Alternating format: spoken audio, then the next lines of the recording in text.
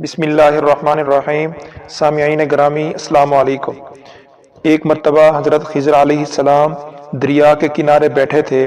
اتنے میں کسی سائل نے آ کر ان سے سوال کیا کہ میں آپ سے اللہ کے واسطے سوال کرتا ہوں، مجھے عنایت فرمائیے۔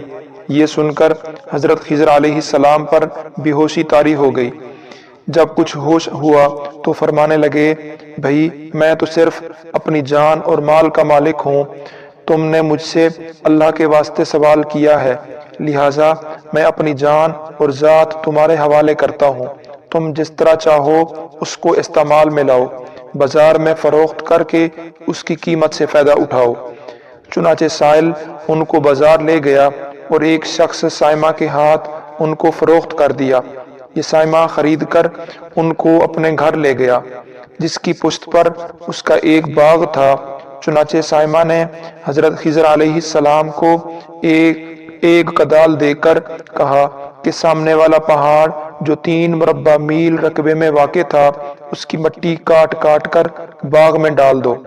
اور یہ حکم دے کر سائمہ اپنے کسی ضرورت سے کہیں چلا گیا اور حضرت خضر علیہ السلام اس پہاڑ سے مٹی کاٹ کاٹ کر باغ میں ڈالنے لگے۔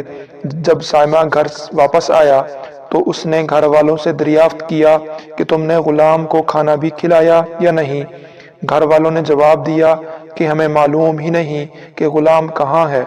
یہ سن کر جب سائمہ خود کھانا لے کر باغ میں آیا تو اس نے دیکھا کہ وہ غلام یعنی حضرت خضر علیہ السلام تمام پہاڑ کی مٹی کاٹ کر ڈال چکے تھے اور اپنے کام سے فارغ ہو کر اپنے مولا حقیقی کی عبادت میں مصروف تھے۔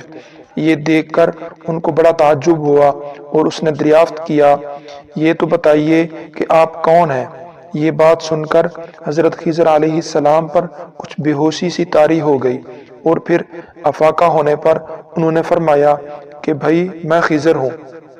جس کو سن کر سائمہ کے ہوش اڑ گئے کہ تو نے یہ کیا کیا، ان کو غلام بنا کر ایسے کام پر لگایا، یہ تو انتہائی گستاخی ہے۔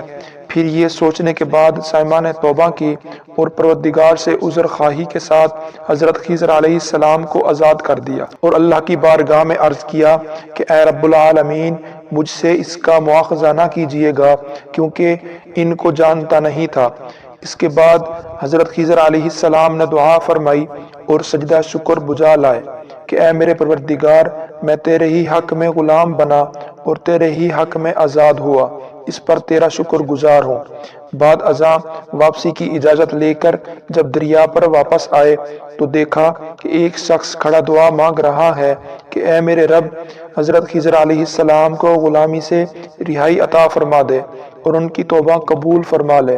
حضرت خضر علیہ السلام نے یہ دیکھ کر اس شخص سے دریافت کیا کہ آخر تو کون ہے؟ تو اس شخص نے بتایا کہ میں شاذون ہوں۔ آپ کون ہیں؟ انہوں نے فرمایا کہ میں خضر ہوں۔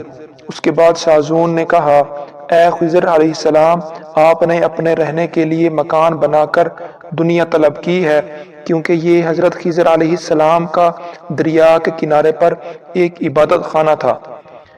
بس یہ سن کر وہ فوراً میدان میں نکل آئے اور وہی اللہ کی عبادت میں مصروف ہو گئے۔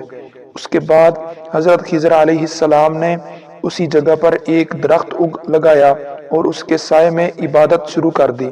تو آواز آئی، اے خضر، جب تم نے درخت کے سائے میں سجدہ کیا تو تم نے دنیا کو آخرت پر ترجیح دی۔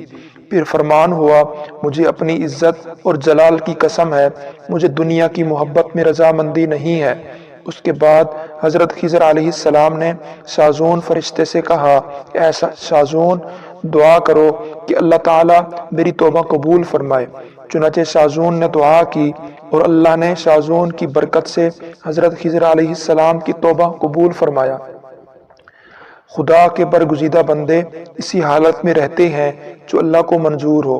بے شک ہماری فلاح بھی اسی میں ہے کہ زندگی کے ہر موڑ پر آنے والے ہر پیچ و خم میں ہم راضی رہیں، اللہ تعالیٰ کی چاہت کو سامنے رکھ کر زندگی گزاریں۔